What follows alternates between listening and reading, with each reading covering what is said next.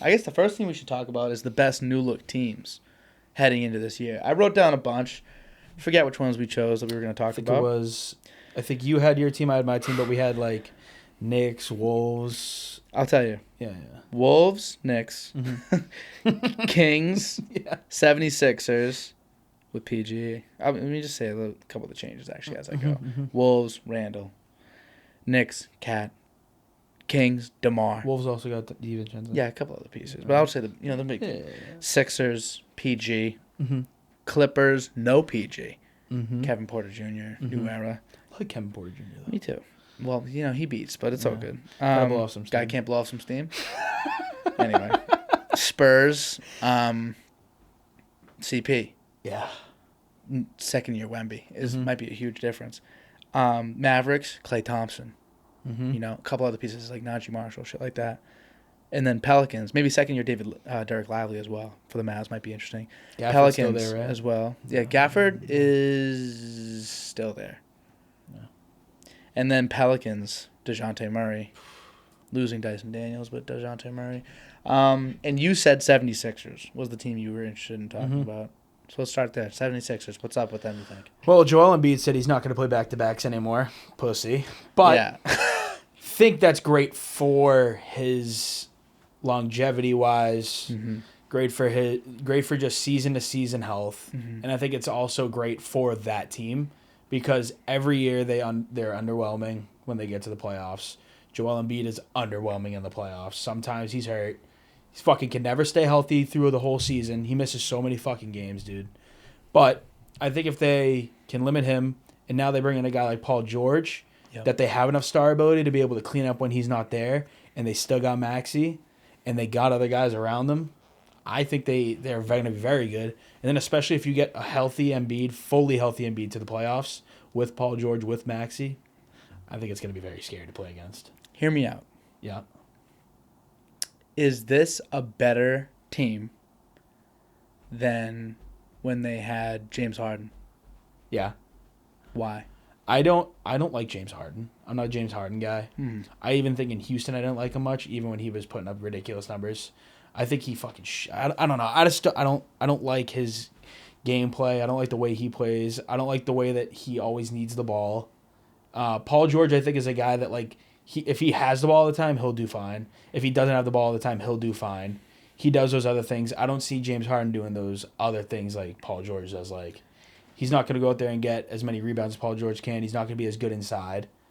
I got a question as well. Do you think there's any validity to saying Paul George, maybe James Harden, Embiid are inherent losers?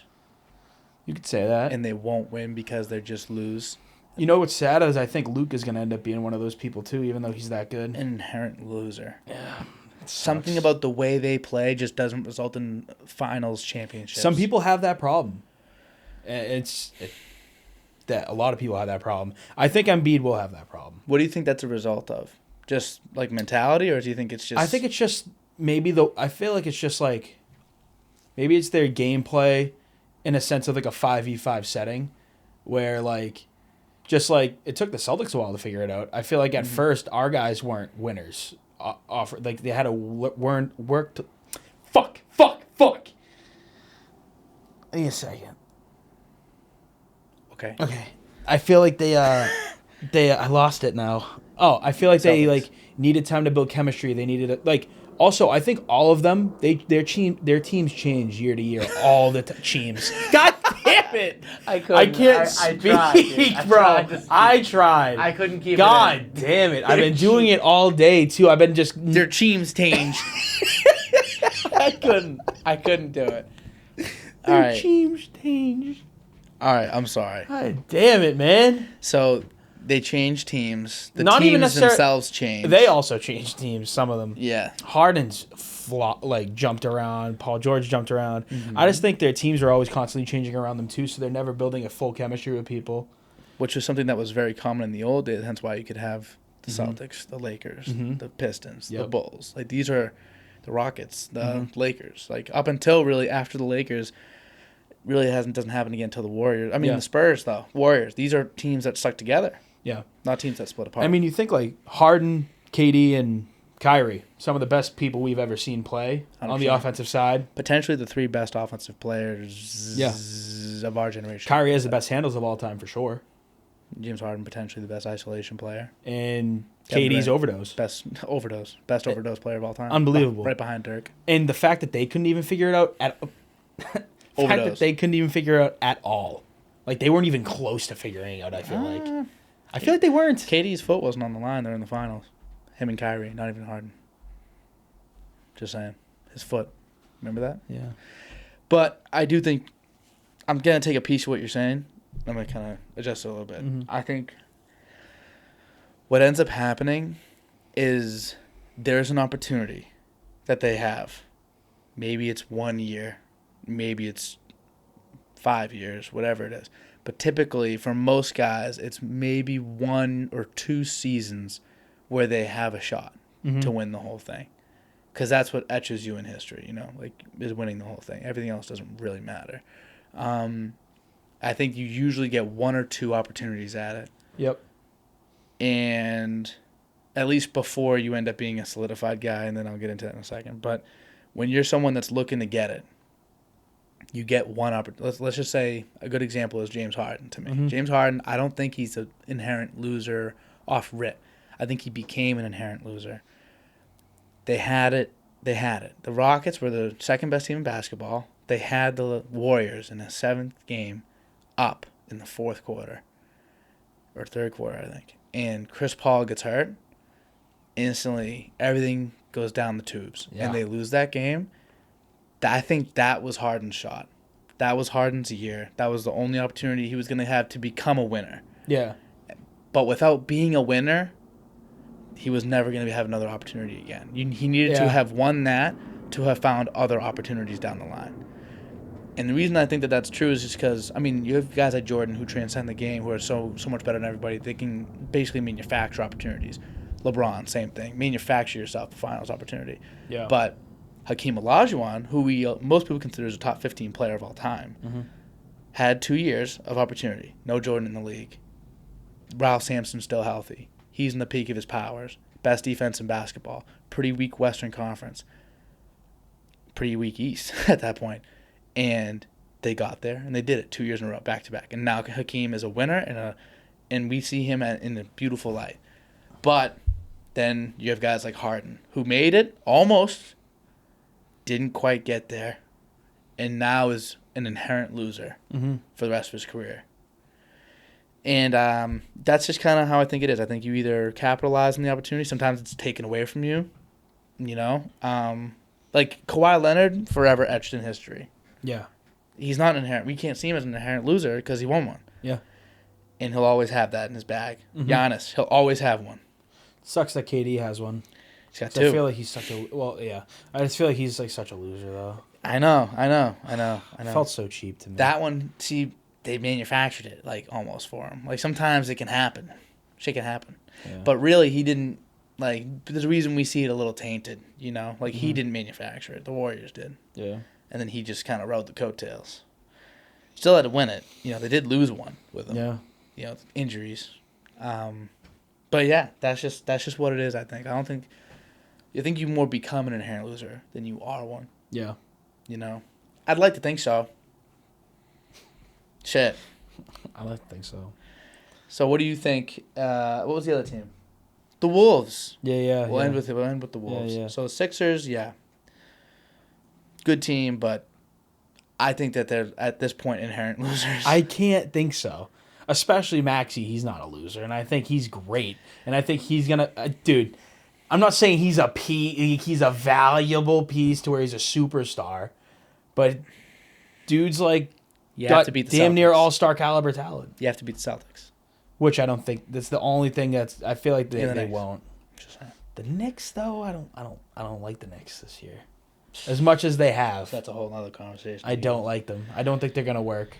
Speaking of that trade though, we're gonna look at the other side of the trade. I think there's a lot that's been made to the Karl Anthony Towns side. I'm more interested, me being a basketball fan of the X's and O's. I'm an X's and O's guy. I like to know what the schemes are. I like to know what we're doing game plan wise for our teams. I'm very interested to see what the fuck they're gonna do with Julius Randle out there. What Because what do you do? What do you do as a coach? Like, just imagine your basketball team in the modern NBA, where spacing is everything, 3-pointers are everything, and if you're not shooting fucking 43s, you're basically not even playing. You're not even being competitive. When you have Julius Randle, Anthony Edwards, who has worked in the jump shot, but still, like, no one's going to sit here and say he's a catch and shoot, knockdown. No one's going to sit here and say that. But Julius Randle, Anthony Edwards, McDaniels, and Gobert out there. Kyle Anderson.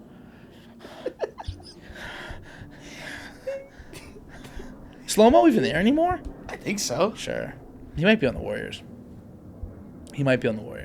Look that up. Because that's actually it's a key piece. KCP? KCP's Kyle Anderson.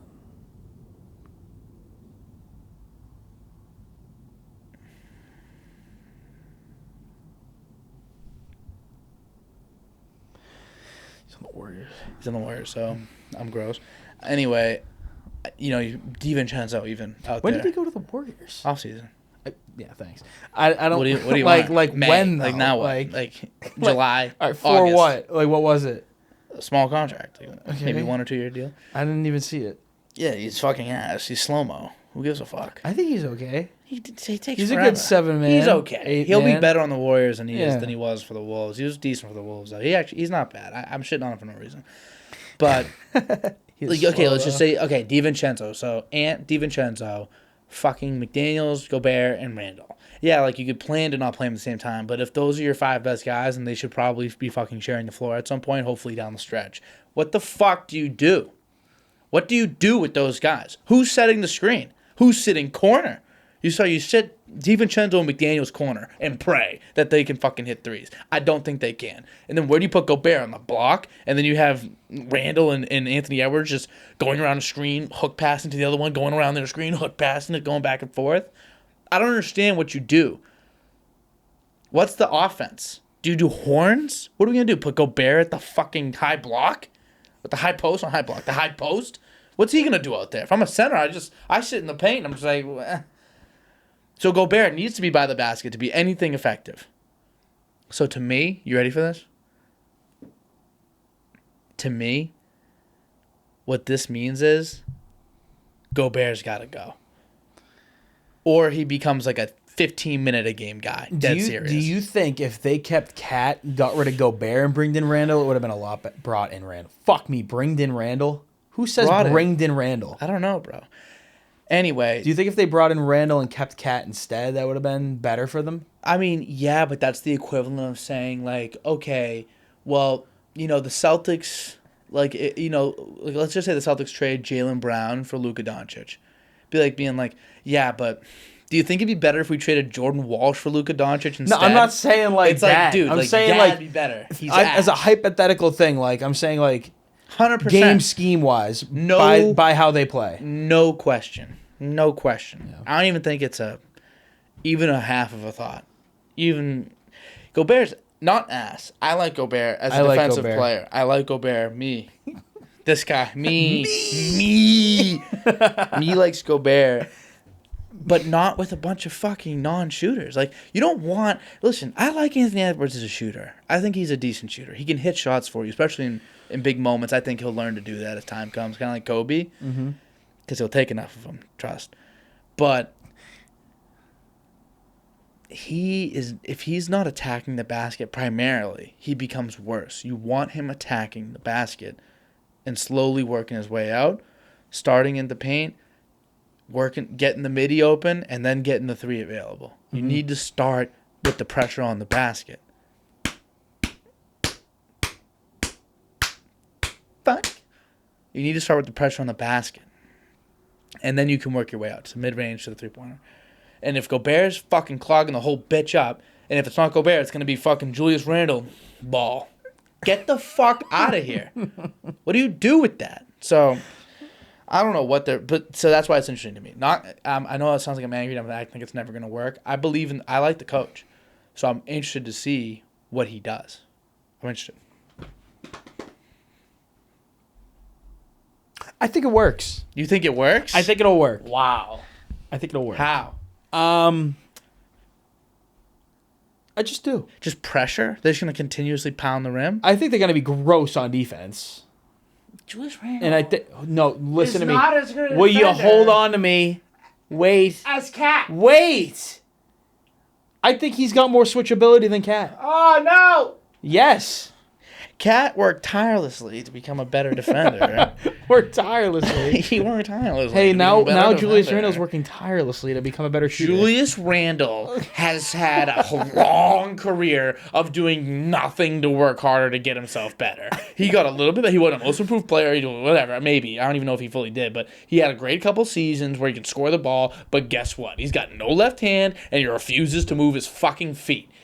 He refuses to move his fucking feet. Maybe he's changed.